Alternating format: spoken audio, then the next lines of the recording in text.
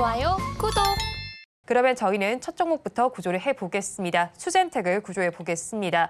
중국에서 마이코플라즈마 폐렴이 확산된다는 소식 속에서 주가가 강세를 보였던 바 있습니다. 우리나라도 좀 안전한 상황은 아니지만 일단 주가가 좀 급하게 올랐던 탓인지 오늘은 차익 실현 매물이 나오는 것으로 보입니다. 상무님께서는 어떻게 보시나요?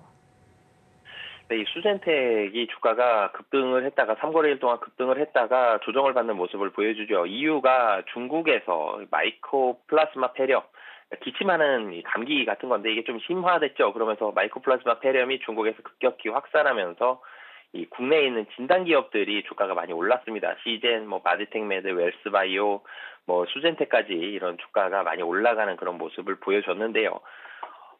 기침과 관련된 감기, 그러니까 코로나 생각이 나죠. 코로나의 부작용 중에 한 가지가 장기침이었습니다. 기침을 좀 많이 하는 환자들이 많았었고, 그러면서 최근에 다시 또 코로나 걸리는 환자들도 있고, 특히 독감이 많이 걸리는데, 최근에 걸리는 독감들이 기침을 동반하는 독감들이 굉장히 좀 많습니다. 이 코로나와 연관성이 정확하게 어떻게 연관이 됐는지 모르겠지만 코로나의 영향이 있을 걸로 추정이 많이 되죠. 이 코로나 이후에 기침을 하는 폐에 영향을 미치는 감기와 비슷한 종류의 이런 바이러스들이 상당히 많아져 있는 상황에서 중국에서 이 폐렴이 유행을 하고 있습니다. 이 수젠텍 같은 경우도 기억을 해보면 코로나 시기에 주가가 많이 움직였었던 그런 모습들을 가지고 있었는데, 코로나가 지금 없어진 건 아니지만 코로나에 대한 진단 키트 이런 주목을 많이 못 받고 있죠, 최근에. 예, 이런 모습들이 수젠텍 실적에도 많이 영향을 주고 있습니다.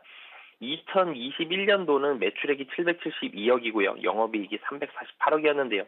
2022년에 매출액이 1014억입니다. 굉장히 많이 올라갔죠. 영업이익 250억입니다.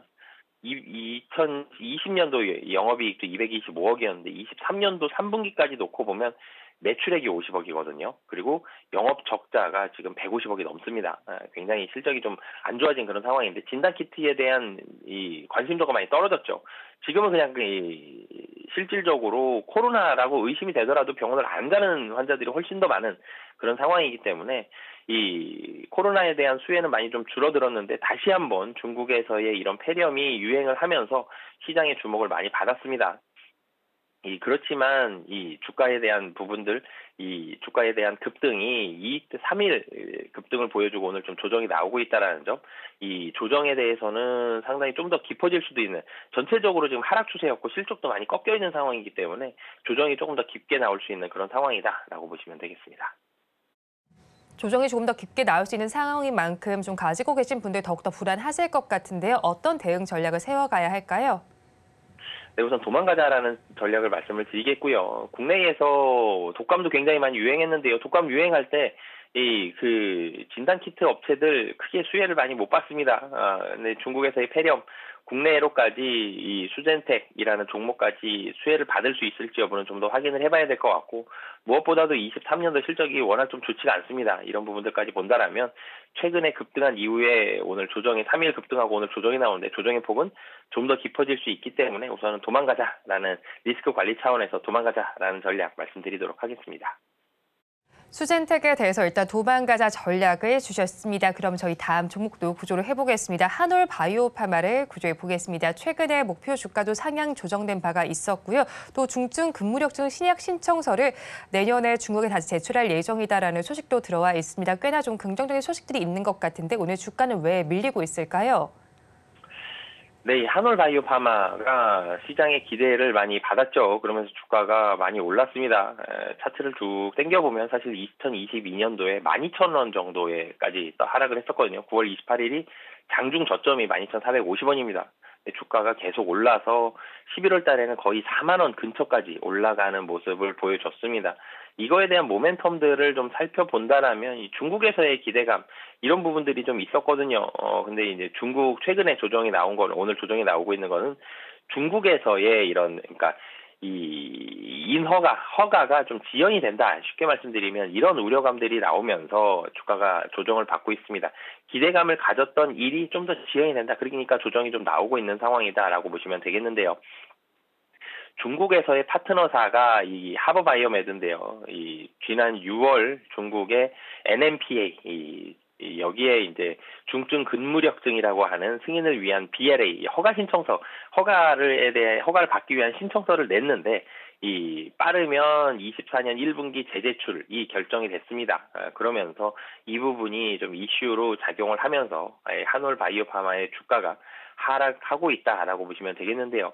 근데 재제출에 대한 사유를 좀 자세히 살펴봐야 되겠죠. 이럴 때에는 재제출이 무언가 큰 변화가 일어나야 되면서 다시 뭔가 이 임상이라든지 이런 실험들을 다시 해야 된다 그러면 굉장히 시간이 많이 걸립니다. 근데 재제출 사유가 기존 유효성이나 안정성 이런 부분이 문제된 건 아니지만 장기 안정성에 대한 확인을 위한 자료를 좀 더 보강을 해야 된다. 뭐 이런 부분들을 위한 결정이기 때문에 이 임상 종료 예정이 12월 30일입니다. 그때까지의 장기 안정성 데이터를 포함해서 24년 상반기 빠르면 1분기 내에 재신청할 예정임을 밝혔는데요. 이렇게 본다라면 재신청은 하겠죠. 내년 뭐 상반기 내에는 아마 이루어질 걸로 보여지는데 1분기에 좀 빨리 이루어지면 좀 더 좋을 거고요.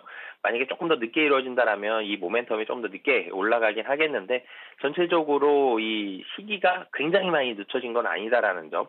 그리고 지금 한올 바이오파마 같은 경우를 본다라면은 24년도 그러니까 중국에서의 모멘텀이 한올 바이오파마 주가의 상승 모멘텀이었거든요.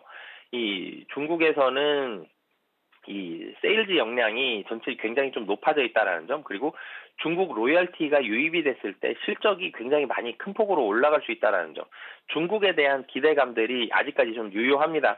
24년도 상반기에 뭐 1분기든 상반기든 이 BLA 이 허가 신청이 제대로 이루어진다라면 중국 기대감은 충분히 유효한 상황이고, 이 재신청이 큰 폭의 무언가의 변화를 만들어낸 이후에 다시 해야 된다는 게 아니라 뭔가 조금 보완을 해서 다시 받을 수 있다는 점, 이런 부분들을 충분히 가질 수 있기 때문에 이 단기적인 조정은 좀 더 나올 수는 있겠습니다만 중국에 대한 기대감, 24년도에 대한 기대감은 여전히 유효한 상황이다라고 보시면 되겠습니다.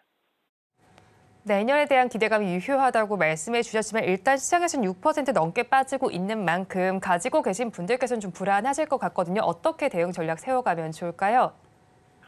네, 오늘 사실 하락폭이 좀 더 깊었습니다. 저가가 8.99%, 32,900원까지 좀 하락을 했다가 낙폭을 조금 줄여가는 그런 모습을 특히 오후장 들어서 보여주고 있는데요. 이 중국 기대감 여전히 좀 있다라는 점, 그렇기 때문에 낙폭을 좀 줄이고 있다라는 점, 이런 모습들이 있기 때문에 이 버티자라는 의견, 특히 24년도 기대감이 좀 있습니다. 그래서 이 버티자라는 의견 말씀을 드리겠고요.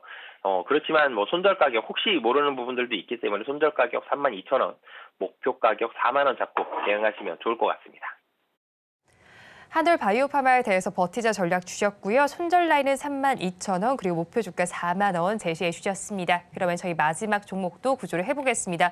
에코프로 머티를 구조해 보겠습니다. 최근에 또 시장에서 많은 관심을 받았던 종목이죠. 상장 후에 계속해서 좀 상승세를 보여주다가 12월 4일에 좀 최고점을 찍고 이제 좀 쉬어가는 타이밍이 아닌가 싶습니다. 지금 지점에서 좀 어떻게 바라봐야 할까요?